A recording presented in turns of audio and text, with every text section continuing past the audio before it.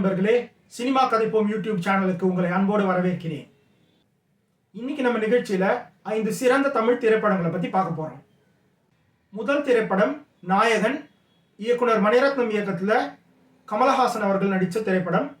முதல்ல இயக்குனர் மணிரத்னத்தோட சிறப்புகளை பத்தி சொல்லணும்னா, இந்தியாவில் one of the finest film makers.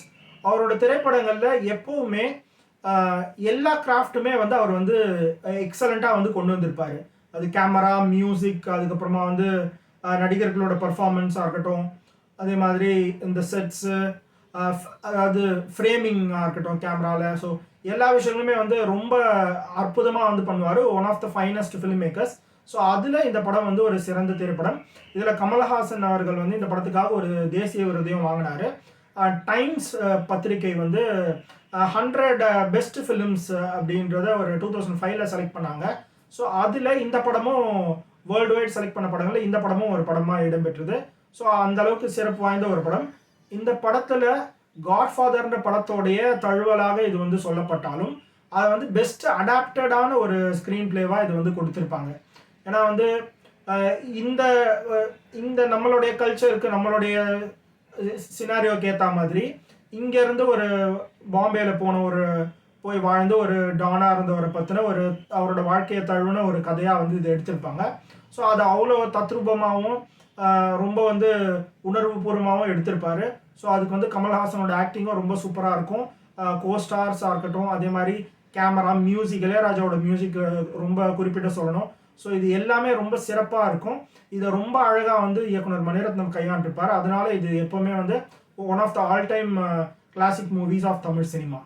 இரண்டாவது திரைப்படம் பார்த்தீங்கன்னா அதுவும் இயக்குனர் மணிரத்னத்தோட திரைப்படம் தான்.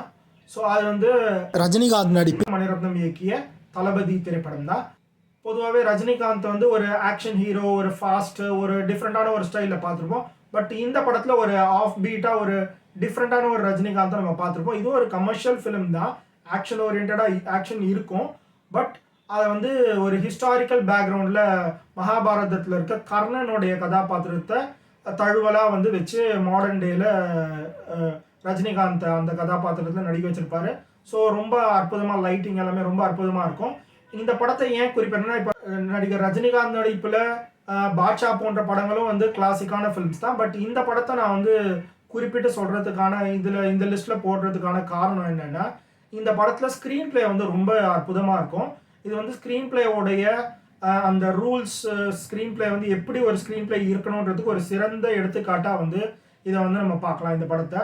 ஸோ நான் வந்து ஸ்க்ரீன் பிளே சம்மந்தமாக பயிற்சி பெறும்போது அப்போ இந்த படத்தை நான் ஒரு எடுத்துக்காட்டாக உதாரணமாக எடுத்து நான் இது வந்து பார்த்தேன். அப்போது ரொம்ப வந்து பர்ஃபெக்டாக வந்து திரைக்கதைக்கான இலக்கணத்தோடு இந்த படம் வந்து அமைஞ்சிருக்கு. ஸோ அதனால் இந்த படம் வந்து one of the classic movies அப்படிங்கிறதுல இடம்பெறதுக்கு நிச்சயமாக வந்து ஒரு தகுதியான ஒரு திரைப்படம் தான்.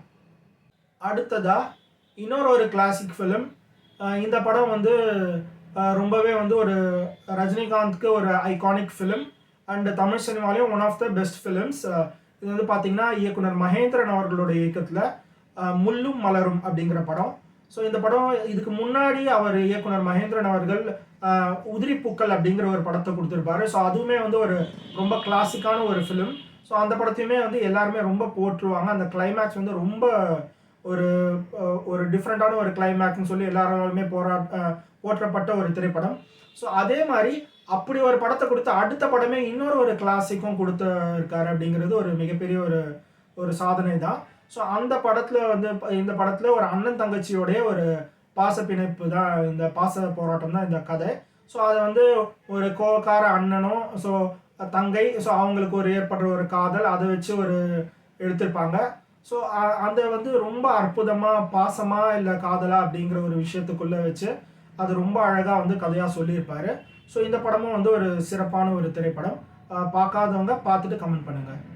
நெக்ஸ்ட்டு நான் வந்து சொல்ல போகிற திரைப்படம் எனக்கு வந்து ரொம்ப ஒரு தாக்கத்தை ஏற்படுத்தி சினிமா மேலே எனக்கு ஒரு ஈர்ப்பு வர்றதுக்கு முக்கியமான ஒரு காரணமாக இருந்த திரைப்படம். ஸோ அது வந்து பார்த்திங்கன்னா பிதாமகன் அப்படிங்கிற திரைப்படம். ஸோ இது வந்து 2003 வந்து இயக்குனர் பாலா அவர்களுடைய இயக்கத்தில் விக்ரம் மற்றும் சூர்யா ஆகிய இருவரும் நடித்த திரைப்படம். ஸோ இந்த படத்தில் ஒரு இந்த முக்கியமாக என்னை வந்து ஒரு இம்ப்ரெஸ் பண்ண விஷயம் அப்படின்னா, ஒரு வெட்டியான் கேரக்டர் வந்து பார்த்தீங்கன்னா நீங்கள் வந்து ஹீரோவாக வந்து இதில் வந்து மைய கதாபாத்திரமாக வச்சுருப்பாங்க. ஸோ இது வந்து எப்படி என்ன மாதிரி சீன் வைப்பாங்க, எப்படி வைப்பாங்க அப்படிங்கிற ஒரு கியூரியாசிட்டியை வந்து கிரியேட் பண்ணுது அந்த படம். ஸோ அப்படி கிரியேட் பண்ணும்போது அதில் போனீங்கன்னா அங்கே வந்து வேற ஒரு டைமென்ஷனில் இருப்பார். அவர் வந்து ஒரு பேசவே மாட்டார். ஒரு டயலாகே இல்லாமல் ஒரு 2 டயலாக் மட்டும்தான் மொத்த திரைப்படத்திலே இருக்கும்.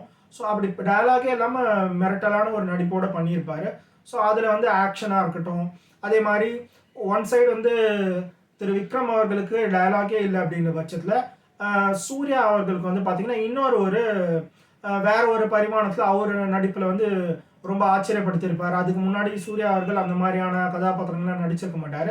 ஸோ அவர் வந்து ஒரு லங்கர் கட்டெல்லாம் உருட்டுற மாதிரியான கேரக்டர், அந்த மாதிரி நிறைய விஷயங்களை பொதுமக்களை வந்து நிறைய கொஞ்சம் ஏமாற்றி பணம் சம்பாதிக்கிற மாதிரியான ஒரு கதாபாத்திரமாக நடிச்சிருப்பார். ஸோ இந்த படத்தை பார்த்துருப்பீங்க. ஸோ இதுவுமே வந்து தமிழ் சினிமாவில் நிறைய பேர் வந்து ஒரு கவனத்தை ஈர்க்க வச்ச ஒரு திரைப்படம். ஸோ அந்த விதத்தில் இது வந்து ஒரு one of the classic films of Tamil cinema. அடுத்ததாக குறிப்பிட போகிறது இயக்குனர் வெற்றிமாறன் அவர்கள் இயக்கத்தில் வெளிவந்த ஆடுகளம் திரைப்படம். ஸோ இந்த திரைப்படம் வந்து ஒரு ரொம்ப முக்கியமான திரைப்படம்னு ஏன் கருதப்படுதுன்னா, இது வந்து ஸ்க்ரீன் பிளே வந்து ரொம்ப வந்து ஒரு எக்ஸலண்ட்டாக இருக்கும். ஸோ இதில் வந்து ஒரு வேட்டைக்காரன் அண்ட் கருப்பு அப்படிங்கிற கேரக்டர். ஸோ இந்த படத்தில் வந்து பார்த்தீங்கன்னா இந்த திரைக்கதையில் ஒரு முக்கியமான விஷயம் இருக்கும். ஸோ குரு சிஷ்யனுக்குள்ளே வந்து ஒரு போராட்டம் நடக்கும். அதில் ஜென்ரலாக சிஷ்யர்கள் வந்து நல்லா சிறப்பாக செயல்பட்டாங்கன்னா குருவுக்கு வந்து அதில் வந்து ஒரு புகழும் வந்து அவங்க சந்தோஷமும் படுவாங்க. பட் இங்கே வந்து ஒரு ஈகோ பிரச்சனை வந்து அவருக்கு வந்துடும் குருவுக்கு. ஸோ அதை மையமாக வச்சு ஒரு இன்ட்ரெஸ்டிங்கான ஒரு ஸ்க்ரீன் பிளே வச்சு பண்ணியிருப்பாங்க. ஸோ தனுஷோட ஆக்டிங்கும் வந்து இதில் வந்து எக்ஸ்ட்ராடனரியாக இருக்கும். ஸோ அவர் தனுஷ் இதுக்காக வந்து தேசிய விருதும் வாங்கினார். ஸோ பாடல்களும் வந்து ரொம்ப நல்லாயிருக்கும். ஸோ இந்த படத்தில் வந்து சிறப்பான முறையில் வந்து இதை வந்து கையாண்டிருப்பார் திரு வெற்றிமாறன் அவர்கள். வெற்றிமாறனை பற்றி நம்ம சொல்லணும்னா அவர் வந்து ஸ்க்ரீன் பிளேலே வந்து ரொம்ப எக்ஸலண்ட்டாக வந்து பண்ணிகிட்டு இருக்கக்கூடிய கதை சொல்லக்கூடிய ஒரு இயக்குனர். ஸோ அவருடைய இந்த நேரத்தில் அவருடைய மைல்ஸ் டு கோ அப்படிங்கிற ஒரு புக் வந்து ஒன்று எழுதியிருப்பார். அவருடைய ஆட்டோபயோகிராஃபி மாதிரி அவர் டைரக்ஷன் வந்து ஒரு கட்டத்து வரைக்கும் எழுதியிருப்பார். ஸோ அந்த புக்குமே வந்து நான் ரீசெண்டாக படித்த போது பார்த்திங்கன்னா ஒரு புக்கே வந்து ஒரு ஸ்க்ரீன் பிளே மாதிரி இருக்கும். முன்ன பின்ன போயிட்டு வந்து அந்த மாதிரி ஒரு கதையை வந்து சொல்லியிருப்பாங்க. ஸோ அந்தளவுக்கு ஸ்க்ரீன் பிளேயில் இந்த படம் வந்து ரொம்பவே நல்லாயிருக்கும். ஸோ அந்த விதத்தில் இந்த படத்தையும் வந்து தவறாமல் பாருங்கள். ஸோ இதுதான் அன்பர்களே இன்னைக்கு நம்ம பார்த்த 5 சிறந்த தமிழ் திரைப்படங்கள். மேலும் இன்னொரு காணொளியில் சினிமா கதைப்போம். நன்றி.